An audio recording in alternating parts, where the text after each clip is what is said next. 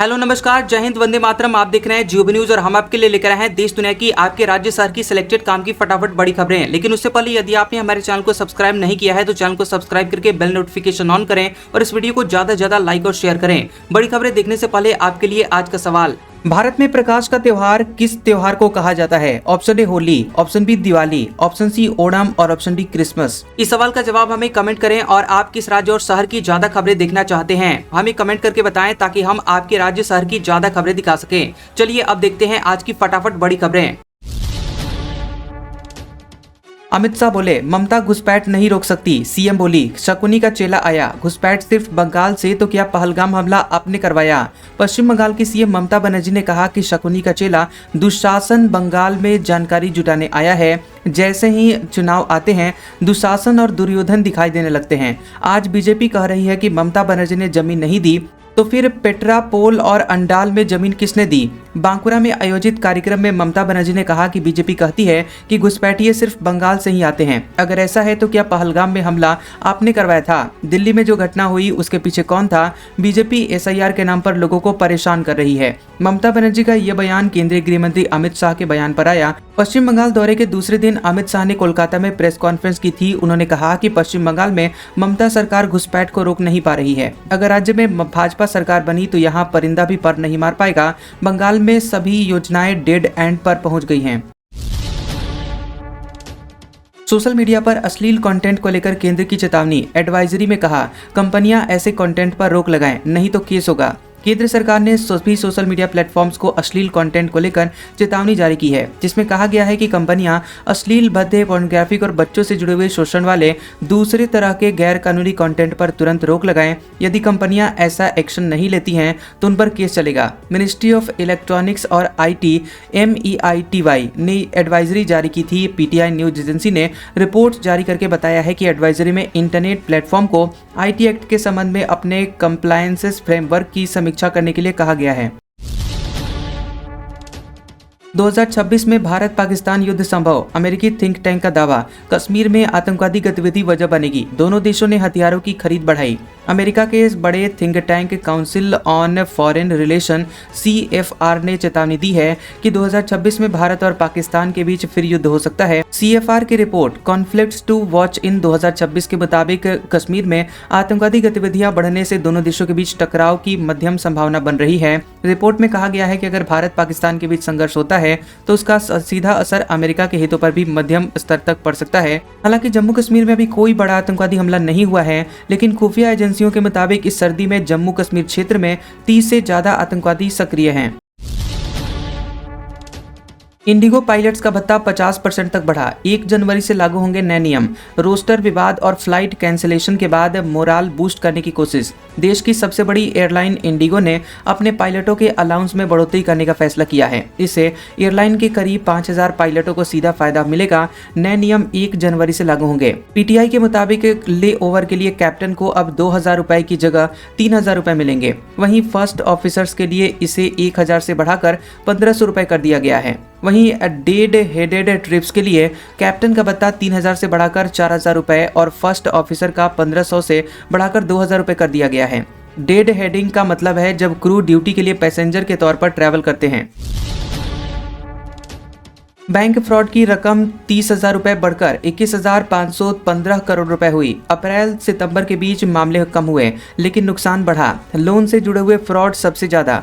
देश के banking system में अप्रैल सितंबर के बीच धोखाधड़ी के मामले घटे हैं, लेकिन रकम 16,569 करोड़ 30% बढ़कर 21,515 करोड़ पर पहुंच गई है। पिछले साल 18,386 मामले दर्ज हुए थे और इस बार ये घटकर केवल 5,092 रह गए हैं। सरकारी बैंकों में लोन से जुड़े हुए फ्रॉड सबसे ज्यादा रिपोर्ट दर्ज किए गए हैं। Reserve bank of India RBI ने 29 दिसंबर 2025 को अपनी सालाना report trend and progress of banking in India 2024-25 जारी की है और इस रिपोर्ट में 2024-25 और 2025-26 की पहली छमाही के दौरान बैंकिंग सेक्टर के प्रदर्शन की जानकारी दी गई है। देश में अब 2,51,000 एटीएम, साल भर में 2,360 एटीएम बंद हुए। प्राइवेट बैंकों ने सबसे ज्यादा बंद किए। डिजिटल पेमेंट बढ़ने का असर दिख रहा। डिजिटल पेमेंट की बढ़ती हुई पॉपुलैरिटी के कारण अब एटीएम का इस्तेमाल कम हो रहा है। इसका सीधा असर देश भर में लगे हुए ऑटोमेटेड टेलर मशीनों यानी एटीएम्स की संख्या पर पड़ रहा है। भारतीय रिजर्व बैंक आरबीआई की trend and progress of banking in India report के मुताबिक वित्त वर्ष 2025 में देश में कुल एटीएम की संख्या 2,360 यूनिट तक कम हो गई है। 31 मार्च 2025 तक देश में कुल एटीएम की संख्या 2,51,057 रह गई। पिछले साल वित्त वर्ष 2024 का ये आंकड़ा 2,53,417 का था। आरबीआई ने कहा है कि ग्राहक रोजमर्रा के लेन देन के लिए नकदी निकालने के बजाय अब डिजिटल चैनलों का ज्यादा इस्तेमाल कर रहे हैं, जिससे एटीएम की जरूरत अब कम हुई है। स्मॉल सेविंग्स स्कीम्स की ब्याज दरों में हो सकती है कटौती। सरकार 31 दिसंबर तक फैसला करेगी। पीपीएफ सुकन्या पर कम हो सकता है इंटरेस्ट। देश में करोड़ों निवेशकों के लिए साल 2026 की शुरुआत कुछ बदलावों के साथ हो सकती है। केंद्र सरकार जनवरी-मार्च 2026 तिमाही के लिए स्मॉल सेविंग्स स्कीम्स की ब्याज दरों की समीक्षा करने वाली है। जानकारों का मानना है कि इस बार public provident fund PPF, Sukanya Samriddhi Yojana और सीनियर सिटीजन सेविंग्स स्कीम जैसी स्कीम्स की ब्याज दरों में कटौती की जा सकती है। वित्त मंत्रालय इस संबंध में 31 दिसंबर 2025 तक आधिकारिक घोषणा कर सकता है। देहरादून से मसूरी 20 मिनट में पहुंचेंगे टूरिस्ट। जाम के झंझट से मिलेगा छुटकारा। फ्रांस की टेक्नोलॉजी से तैयार हो रहा है रोपवे। पहाड़ों की रानी कहे जाने वाले उत्तराखंड के मशहूर टूरिस्ट डेस्टिनेशन मसूरी का सफर अब देहरादून से मात्र 20 मिनट में पूरा हो जाएगा। उत्तराखंड पर्यटन विकास बोर्ड UTDB टूरिस्टों की संख्या में सुविधा में देहरादून से मसूरी के बीच फ्रांस की टेक्नोलॉजी पर आधारित ऑटोमेटिक रोपवे का निर्माण कर रहा है और इससे न केवल टूरिस्टों को जाम से छुटकारा मिलेगा बल्कि अब वो दून से मसूरी के बीच हवाई सफर भी कर पाएंगे। फिलहाल रोपवे का काम 50% से ज्यादा पूरा हो चुका है। निर्माणाधीन एजेंसी का दावा है कि दिसंबर 2026 तक ये पूरी तरह बनकर तैयार हो जाएगा और मार्च 2027 से टूरिस्ट रोपवे से मसूरी पहुंचने लगेंगे। भारतीय सेना के ध्रुव NG हेलीकॉप्टर में आम नागरिक सफर करेंगे। उड्डयन मंत्री नायडू ने हरी झंडी दिखाई। मेडिकल इमरजेंसी, पर्यटन और आपदाओं में इसका इस्तेमाल होगा। नेक्स्ट जनरेशन सिविल हेलीकॉप्टर ध्रुव NG ने बेंगलुरु हिंदुस्तान एरोनॉटिक्स लिमिटेड के फैसिलिटी सेंटर से पहली उड़ान भरी। इसे HAL ने ही बनाया है। ध्रुव हेलीकॉप्टर अब तक सिर्फ सशस्त्र बलों की जरूरतों को पूरा करता था, लेकिन आगे अब आम नागरिक भी इसमें सफर कर पाएंगे। इसका मकसद मेडिकल इमरजेंसी, पर्यटन, दूर दराज के इलाकों की कनेक्टिविटी और आपदा राहत जैसे क्षेत्रों में हेलीकॉप्टर सेवाओं को बढ़ाना है। इस मौके पर केंद्रीय civil aviation minister Rammohan Naidu भी मौजूद थे। इससे पहले भारतीय सेना ध्रुव हेलीकॉप्टर का पहाड़ों, रेगिस्तान और समुद्री इलाकों में अपने ऑपरेशन के लिए इस्तेमाल करती रही है। पूर्व सीजाई चंद्रचूड़ के नाम पर डिजिटल अरेस्ट। मुंबई में बुजुर्ग महिला से 3 करोड़ 71 लाख रुपए ठगे। सूरत से एक आरोपी हुआ गिरफ्तार। मुंबई में 68 साल की एक महिला से 3 करोड़ 71 लाख रुपए की ठगी हो गई है। आरोपियों ने खुद को मुंबई के कोलाबा पुलिस स्टेशन के साथ साथ केंद्रीय एजेंसियों का कर्मचारी बताया था। इन लोगों ने नकली ऑनलाइन कोर्ट सुनवाई की और जिसमें एक व्यक्ति ने खुद को पूर्व chief justice of India CJI DY Chandrachud बताया था। इस मामले में साइबर पुलिस ने एक आरोपी को सूरत से पकड़ा। आरोपी के खाते में 1.7 करोड़ रुपए ट्रांसफर हुए थे। उसने ये अकाउंट फर्जी कपड़ा कंपनी के नाम पर खुलवाया था और इसके बदले उसे 6.40 लाख रुपए का कमीशन मिला था। प्रियंका गांधी के बेटे रेहान वाड्रा की सगाई की खबरें। फोटोग्राफी का शौक रखती है गर्लफ्रेंड अवीवा बेग। मां नंदिता ने कांग्रेस मुख्यालय डिजाइन किया था। वायनाड से कांग्रेस सांसद प्रियंका गांधी और बिजनेसमैन रॉबर्ट वाड्रा के बेटे रेहान वाड्रा की गर्लफ्रेंड अवीवा बेग से सगाई की खबरें सामने आ रही हैं। मीडिया रिपोर्ट्स में दावा किया गया है कि रेहान और अवीवा 7 साल से रिलेशनशिप में है और दोनों को ही फोटोग्राफी का शौक है। सगाई में वाड्रा, गांधी और बेग परिवार के करीबी लोग ही मौजूद थे। हालांकि अभी तक वाड्रा या गांधी परिवार से किसी ने भी सगाई की खबरों की पुष्टि नहीं की है, लेकिन दोनों की एक फोटो सोशल मीडिया पर वायरल है। ट्रंप बोले ईरान पर फिर हमला करेंगे। कहा दोबारा न्यूक्लियर प्रोग्राम शुरू न करें। हमास को भी जल्द हथियार छोड़ने की चेतावनी दी। अमेरिकी राष्ट्रपति डोनाल्ड ट्रंप ने कहा कि अगर ईरान दोबारा अपने परमाणु हथियार कार्यक्रम को शुरू करने की कोशिश करता है तो अमेरिका उस पर एक और बड़ा हमला कर सकता है। इसके साथ ही ट्रंप ने फिलिस्तीनी संगठन हमास को चेतावनी दी है कि अगर उसने हथियार नहीं डाले तो उसे गंभीर नुकसान उठाने पड़ेंगे। ट्रंप ने इजरायली PM बेंजामिन नेतन्याहू के साथ मुलाकात के दौरान पत्रकारों से ये सब बातें कही हैं। ट्रंप ने कहा कि उन्हें आशंका है कि जून में किए गए बड़े अमेरिकी हमले के बाद ईरान अपने हथियार कार्यक्रम को फिर से खड़ा करने की कोशिश कर रहा है। उन्होंने बताया कि मीडिया रिपोर्ट्स में इस तरह के संकेत मिल रहे हैं। सलमान की फिल्म बैटल ऑफ गलवान पर चीन में नाराजगी, कहा ट्रेलर हकीकत से दूर। चीनी मीडिया बोला अभी इसका रिलीज होना गलत। सलमान खान की आने वाली फिल्म बैटल ऑफ गलवान को लेकर चीन में आलोचना शुरू हो गई है। फिल्म के सीन्स को हकीकत से अलग बताया जा रहा है। कई लोग इसके ट्रेलर के कुछ सीन्स की बॉलीवुड के गेम ऑफ थ्रोन से तुलना कर रहे हैं। चीन के सरकारी मीडिया ग्लोबल टाइम्स ने इस फिल्म को लेकर एक आर्टिकल भी छापा है जिसका टाइटल है बैटल ऑफ गलवान, फिल्म का विवाद। फिल्म चाहे कितनी भी नाटकीय हो, देश की सीमा पर असर नहीं डाल सकती।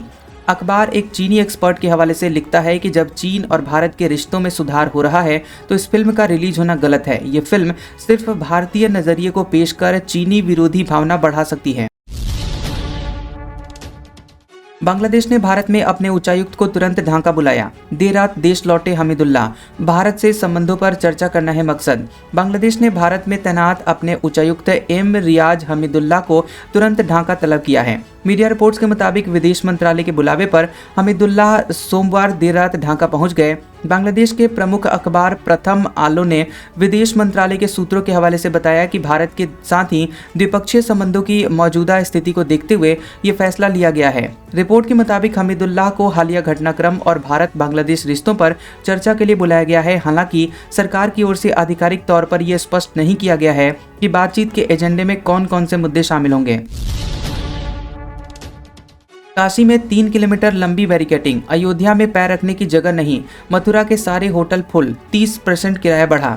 नए साल से पहले काशी, मथुरा, वृंदावन और अयोध्या में श्रद्धालुओं का सैलाब उमड़ पड़ा है। कई जगह पर हालात महाकुंभ जैसे बन गए हैं। अयोध्या में रामलला और काशी में बाबा विश्वनाथ के दर्शन के लिए 2-2 किलोमीटर लंबी लाइनें लगी हैं। 3 किलोमीटर तक बैरिकेटिंग की गई है। भक्तों को दर्शन के लिए 10 सेकंड से भी कम का समय मिल रहा है। वृंदावन में भारी भीड़ को देखते हुए बांके बिहारी मंदिर प्रबंधन ने 5 जनवरी तक श्रद्धालुओं से न आने की अपील की है। गलियों में पैर रखने की भी जगह नहीं है और अयोध्या में VIP पास पूरी तरह से फुल हो चुके हैं।